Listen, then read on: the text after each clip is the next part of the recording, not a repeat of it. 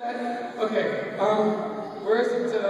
Such a mess upon mess. Oh, here we go. This will represent what else? The Earth throughout our journey. And here we are now, in the southwestern portion of the North American continent, very near to the stomping grounds of the tyrant lizard king. We find his fossilized remains in one place on this continent called the Hell Creek Formation. Next here is Wyoming, Montana, and the Dakotas. So we're very near. Can you feel it? Oh, such a mess. I will clean this bag out early next week, and I think oh no, Monique, not now. Sorry. Excuse me.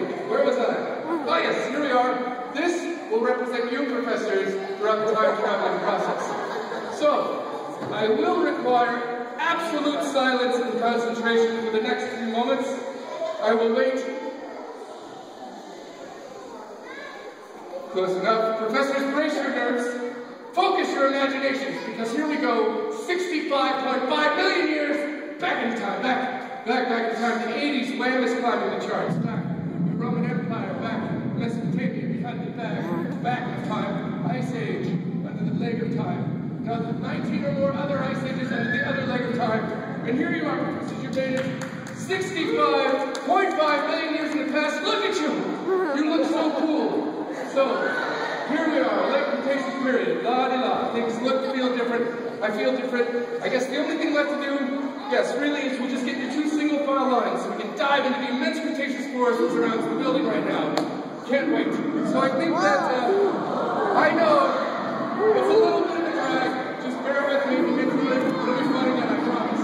So I think the first line should be over. You don't want it here. You're pointing and looking behind me. You want to go behind me? We can do that. Actually, no, we can't, because there's a T-Rex. There's a T-Rex. Okay. He's here. You know that. Your Majesty, welcome to the show. It's so great to have you. Oh, okay. He's a little hungry. It's to be expected. Not to worry. I am already equipped to handle the situation. Your Majesty, will you please look up here? There's something very interesting to you, and it is now swinging pendulously to and fro. Will you follow, please? 10, 9, 8, because you're very hungry fellow. 7, 6, 5, the grows a very sleepy fellow. 4, your eyes are very heavy. 3, and you're now in a deep 2, 1, I want a costume like that. Okay. Your Majesty, can you hear me?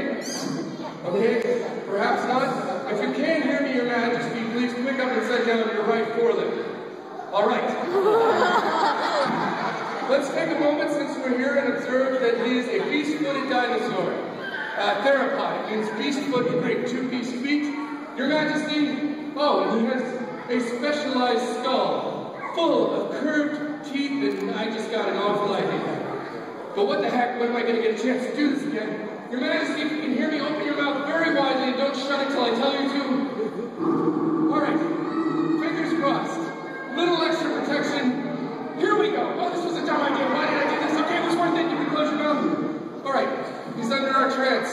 So let's take advantage of the circumstances, use scientific observation, and discuss his exterior. First of all, he's clearly not a 34-foot-long fellow whose nose is in the bathroom. No, he's a more compact juvenile T-Rex. I wonder, how many professors here are between the ages of 6 and 7? Raise your hands, 6 1/2, 7 3/4. A few. So if your hands were just in the air, brace yourselves, because this is pretty much what you would look like if you were a T-Rex today. Yeah, I put him at around 6 or 7. In addition to that, he's covered in this magnificent material. Oh, it's very nice. What do we think it is? Is it shag carpet? Do you have a theory?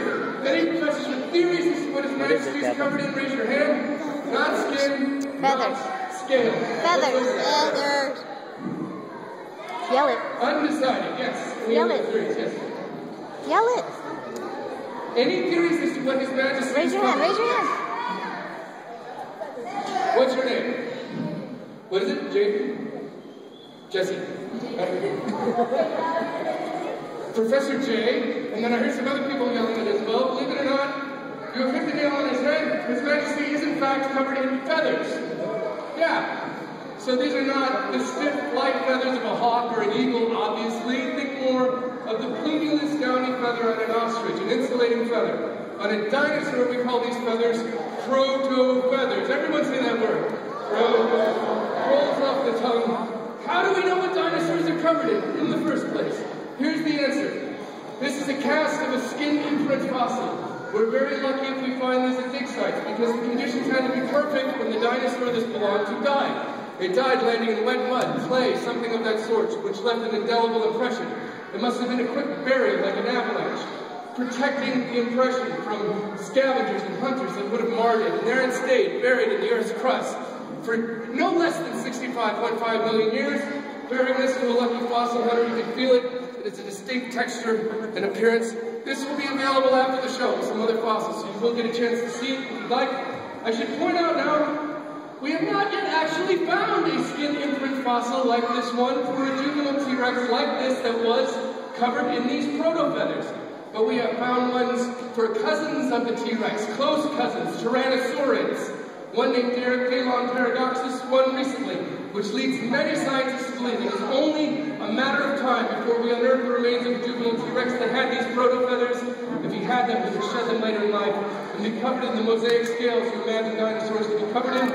I'm just going to check in with His Majesty very quickly. We've kept him in long enough. Your Majesty, can you please have 2 rooms if you can? Excellent. In a moment I will count to 3. And the other professors and I will clap. Once releasing you from your trance, you will then feel very refreshed. You won't want to eat any of us, no. But you will want to show off your magnificent teeth. Ready, everyone? 1, 2, 3. Your Majesty, welcome back. Please regain your composure and then survey your subjects. His Majesty will be down in a moment. Don't be alarmed. He's under our trance. He can't harm you. The only ways the trance can be broken is if you get too excited when he comes down or if you try to touch him. Please fight the urge to touch His Majesty no matter how great he may be. If you were still a little worried, I can hardly blame you because clearly his jaw is lined with very large and sharp teeth. Wow. But as I mentioned before, these are the teeth of the juvenile T-Rex. These are 6 to 7-year-old teeth. These are very akin to our baby teeth. Professors, I have a quick question for you. Do you remember your baby teeth? Do you remember what happened to them? They turned into gold coins. What else? They fell out and they grew back in larger. But unlike human teeth, which do this twice in our lifetimes tops, His Majesty's teeth were continually cycling out like a crocodile. Hundreds of teeth in his lifetime. Falling out, growing larger, falling out, growing larger, until eventually they were the size of large leafable bananas like this one here. This is a cast of an adult T-Rex tooth.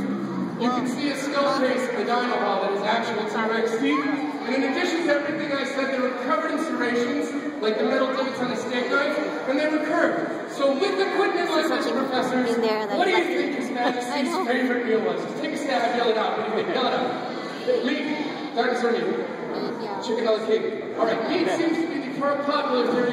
Do you think, though, perhaps, on the odd occasion, His Majesty might have mixed a small green salad or fondue with his tiny forelimbs? No. I'll tell you what, let's do it ultra, yes, we'll do as ultra professors would conduct an experiment, but I'll need a very brave volunteer before we can do that. Any volunteer? Volunteer yourself. That's the first hand I saw. Join us, professors. Professor, please. Allow the professor through the woods, past the ropes, on the stage. What's your name, Professor? What is it? Lucio, put it there. Just face the audience, brief introduction. Everyone please say, hello, Professor Lucio. Hello, Professor Lucio. And say goodbye, Professor Lucio. Goodbye. It's just polite, you never know. So I'll just need you to stand here a little bit closer with your feet facing forward. Now imagine there is glue on your shoes and you can't move them no matter how hard you try, don't try. And then put your arms out like this, a giant capital T for T-Rex. And I'll need a promise from you, Professor Lucio, that no matter how scary things get in the next few moments, you will stay planted in this spot. You will trust in the trance we have over His Majesty, and you will not drop your arms or move from that spot. Can you do it? Okay, with that, it's my duty to inform you we are no longer looking at mild-mannered Professor Lucio, the Professor Lucio tree. On this branch we have, hold this tightly, we have a leaf. And on this branch we have, we don't even need this. We already have it. We have meat, you see? There it is. Excellent. So I'm just going to check in with His Majesty and see what's going. I beg your pardon, my liege. We're conducting an experiment with the Professor Lucio tree. We were wondering if you could come over and help us dispel certain myths about you. Here he comes. Gracious Father. Yes. Helping us. Assisting us in the experimental process. Approaching, almost stalking the Professor Lucio tree if I didn't know any better. Starting with the trunk, the logical place. Moving his way over to the leaf branch. We can hold it out for him. He's sniffing it. He can now take it or leave it. He's leaving it. And move it to the Eve branch. This is the popular theory. You thought he would destroy this instantly, but he hasn't. He's just sniffing it. He's curious. Science often teaches us that our first theories are incorrect. We have to step back, reevaluate them, rethink them. Oh, Chris!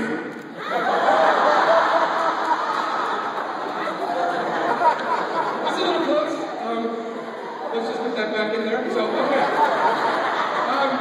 His Majesty has missed the mark and has left a series of finely heard points when he's gone. See, most importantly, though, and this is why he was the king, we know His Majesty had up his tiny little sleeve the strongest fight force of any animal to walk this planet ever. Good for you. Thank you so much, Professor. Please, a warm round of applause for the great Professor. Okay, I think we left His Majesty under for long enough. I'm just going to dust off his left eyeball. I'll count to 3. We'll clap once, releasing him. Ready? 1, 2, 3.